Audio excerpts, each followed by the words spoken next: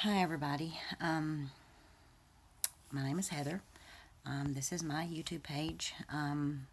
It is a variety page, I guess you could say, because my daughter and her friends post their little crazy, wacky videos. Um,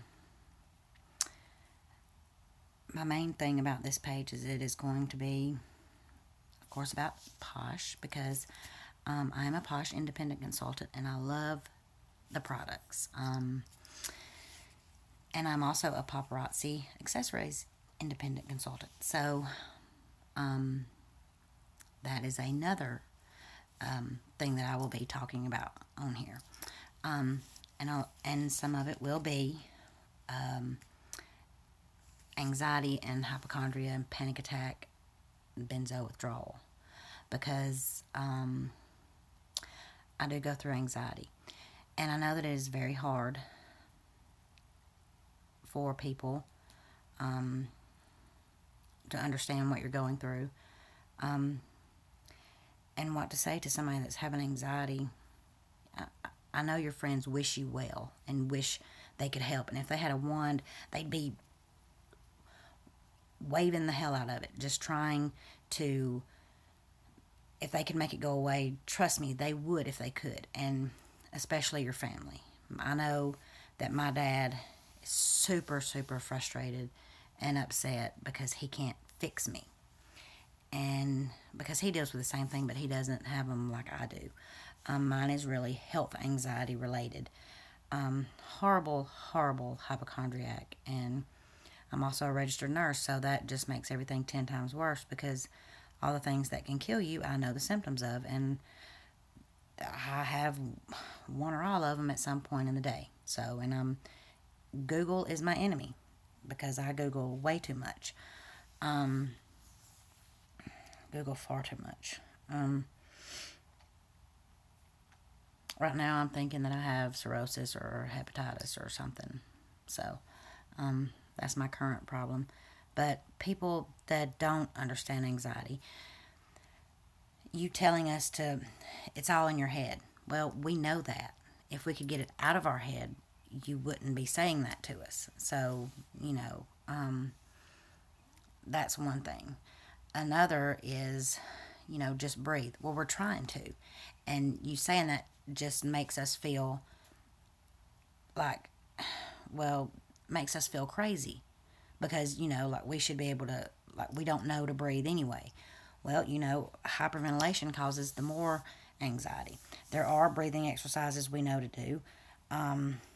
We're not pushing you away, and I know that some of us will blow up at our friends and get mad and get angry or frustrated and say things out of anger or anxiety. And I tend to believe that if you are drunk or angry, you are going to say things that you want to say that you couldn't say while you were sober or happy.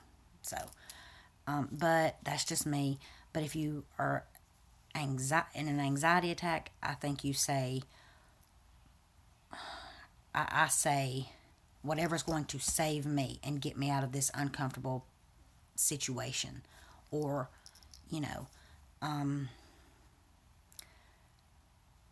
unfortunately for me, I spend a lot of time at the ER or the doctor's office getting all kind of blood tests run. And when things come back negative, I'm like, okay. Whew. So for about a week, I'm good.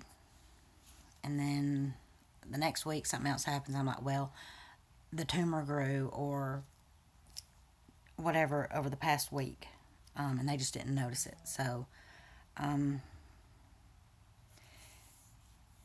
it's not something that I'm proud of at all. And this is not anything. If you think people do this to get attention, it's not only ignorant, it's I would be ashamed because I wouldn't wish this upon anybody like that.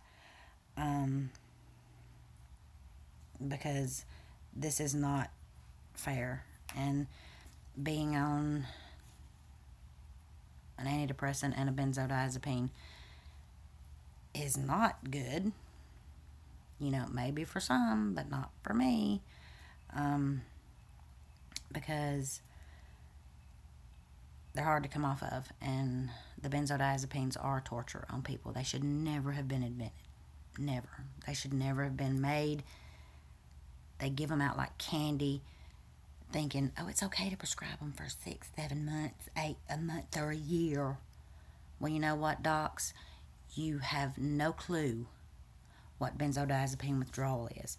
So, and for any docs that, want to comment below what you think you know, I may be a registered nurse and I may not have PhD behind my name, but the letters behind your name don't make you better than me.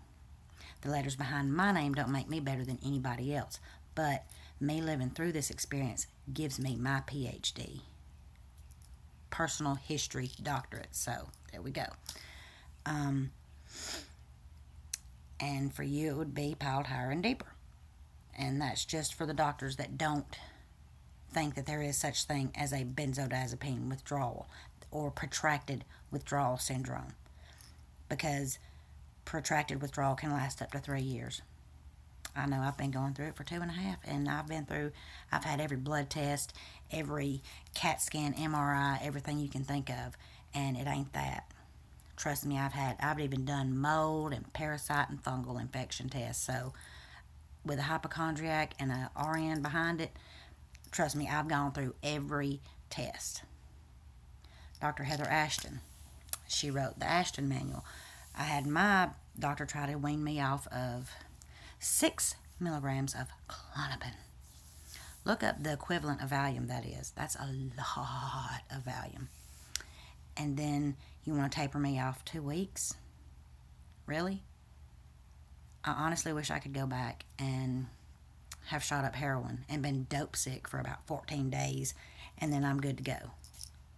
But no, benzos, you don't have 14 days. You don't know how long you have. So any doctors that want to, bash me, or there's plenty of people on here that they outnumber you a lot more.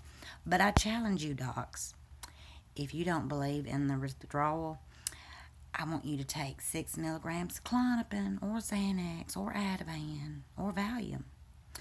And then I want you to cold turkey. In an ER, of course, because you're going to have seizures. And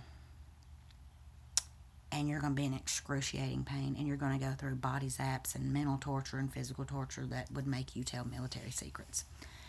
I challenge you to do that. Experience it first before you start preaching what you read, because you're not going through it. There are a lot of people going through it. And I don't mean to be mean to doctors, because I've worked with some wonderfully amazing doctors, and I know a million great ones. There are many bad ones too, some that I wouldn't even send my dog to. But a lot of psychiatrists are, just pushing these pills on people instead of teaching them how to deal with it personally. For short term, I believe, 2 weeks at the max for any benzodiazepine. If CBT or DBT or EMDR didn't work, I would try. A benzo would be the very last ditch effort right after a lobotomy. That's how bad they are. But negative comments, it's not a big deal. You don't agree, you don't understand, and that's okay. You don't have to. I pray you never have to go through it, or one of your loved ones has to go through it. I really wish that you don't have to face that, because it's not a good thing. But please subscribe to my page, because I'll, when I'm not down in the dumps, I can be pretty funny. So, and then I'll be posting wonderful things about Posh and Paparazzi, where the jewelry's always fabulous, always $5, and I'll put the links in the bottom for both of them. And thank you for watching. And I don't have the fancy camera thing like the YouTubers and the gamers, you know. Jacksepticeye and PewDiePie, they're pretty. They're funny. I like them. But anyway, I don't have their fancy get up, but this is just mine. So anyway, thanks for watching. World Benzodiazepine Awareness Day is July 11th this year. Please spread the word and enjoy your June and stay tuned. Holla.